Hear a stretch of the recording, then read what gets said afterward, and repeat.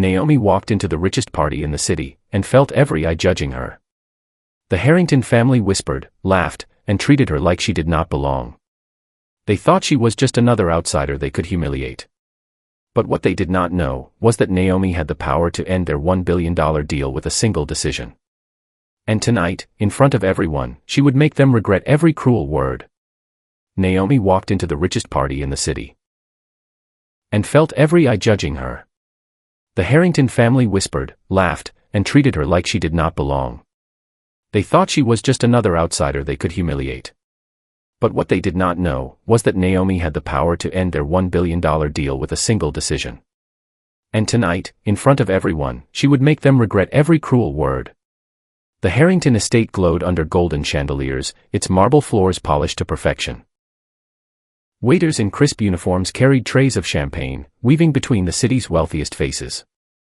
Naomi's black gown was simple but elegant, yet in this room full of shimmering diamonds and designer labels, it was enough to make her a target.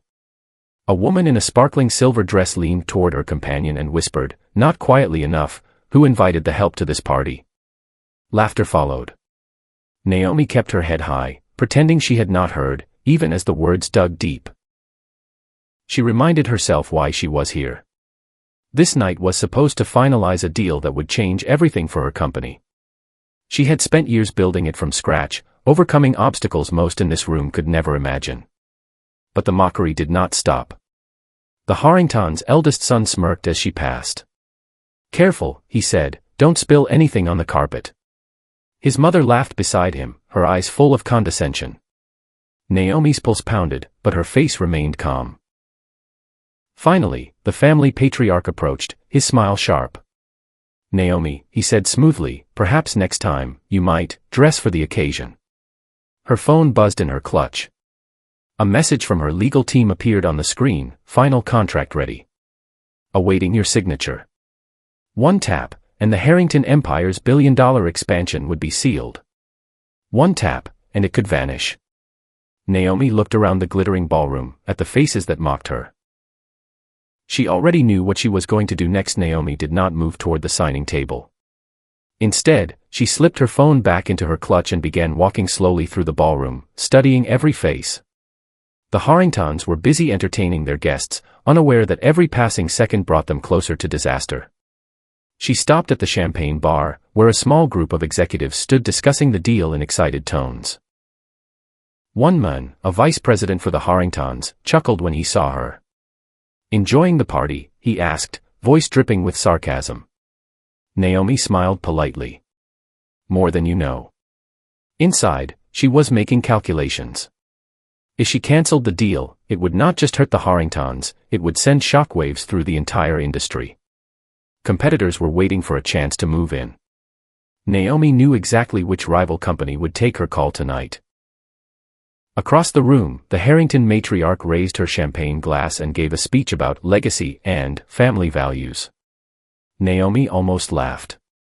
These were the same people who had insulted her to her face without a second thought.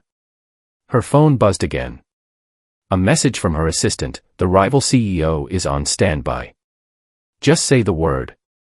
Naomi's lips curved into the faintest smile. She was no longer just considering revenge, she was planning it. She made her way toward the exit, but halfway there, a voice stopped her. "Naomi." It was Richard Harrington, the patriarch, waving her over with a wide grin. "The guests are eager to meet the woman who's making history with us tonight." Naomi turned slowly. The spotlight was on her now, both literally and figuratively. Guests looked her over as if deciding whether she was worth their attention. She could feel the unspoken question in the air, "Does she belong here?" Richard led her to the center of the ballroom and gestured for silence. "This brilliant woman," he announced, "is the reason our family's business will grow beyond anything we've imagined. Tonight, we celebrate her partnership with us." Applause filled the room. The same people who mocked her minutes ago now clapped as if they admired her. Naomi looked at the smiling faces, and something inside her hardened. When she finally spoke, her voice was calm, but her words would stop the music cold. Naomi let the applause fade before speaking. Her voice was steady, but it carried through the ballroom like a quiet storm. I appreciate the kind words, she began, her eyes sweeping the crowd. And I am honored that my company was considered for such an important partnership. But, before we celebrate, I think the truth should be acknowledged. Murmurs rippled across the room. Richard Harrington's smile faltered. Naomi took a slow breath. When I walked in tonight, I was treated like I did not belong. I was mocked for my appearance, whispered about, and spoken to as if I were the help. She glanced toward the woman in the silver dress, then at the eldest son, their faces tightening. Those words did not come from strangers, they came from members of the Harrington family. Gasps spread like wildfire. A few guests shifted uncomfortably, while others stared in open shock. Richard stepped forward quickly.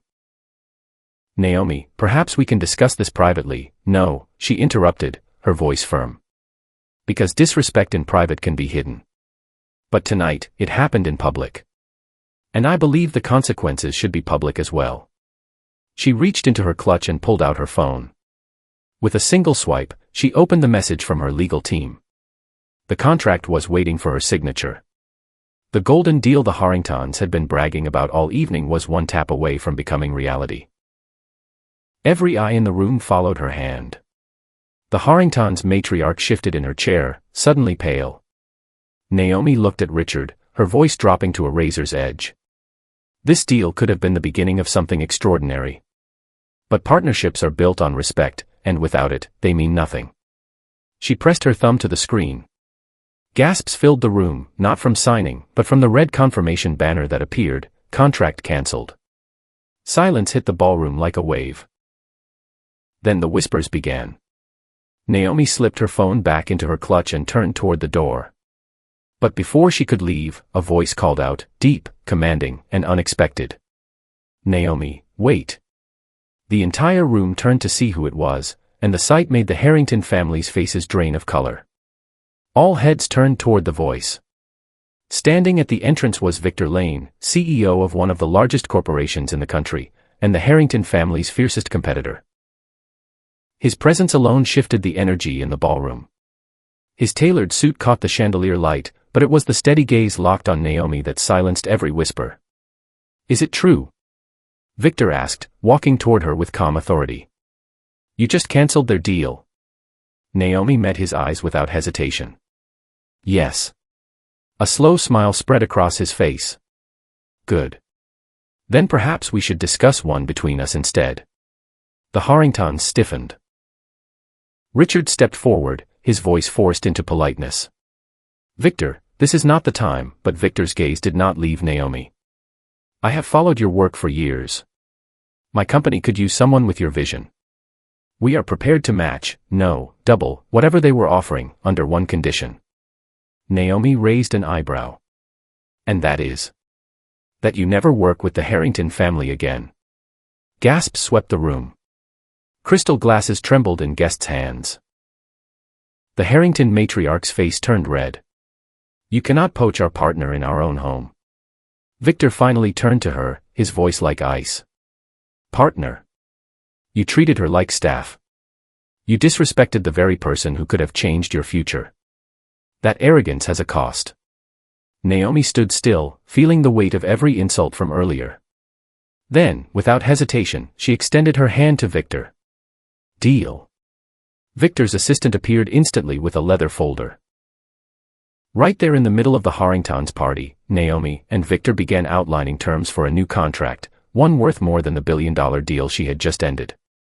The Harringtons could only stand and watch as their guests whispered, cameras flashed, and the story of their humiliation spread through the room. The empire they had planned to expand had just slipped away, into the hands of their rival. Victor gestured toward the exit, and the crowd parted. As they walked out, he said quietly, you could have left in silence. But you chose to let them feel the weight of their own arrogance. That takes courage. Naomi smiled faintly. They thought I had no power. Now they will never forget who I am. And with that, she stepped into the night, leaving the glittering ballroom, and the billion-dollar Harrington empire, crumbling behind her.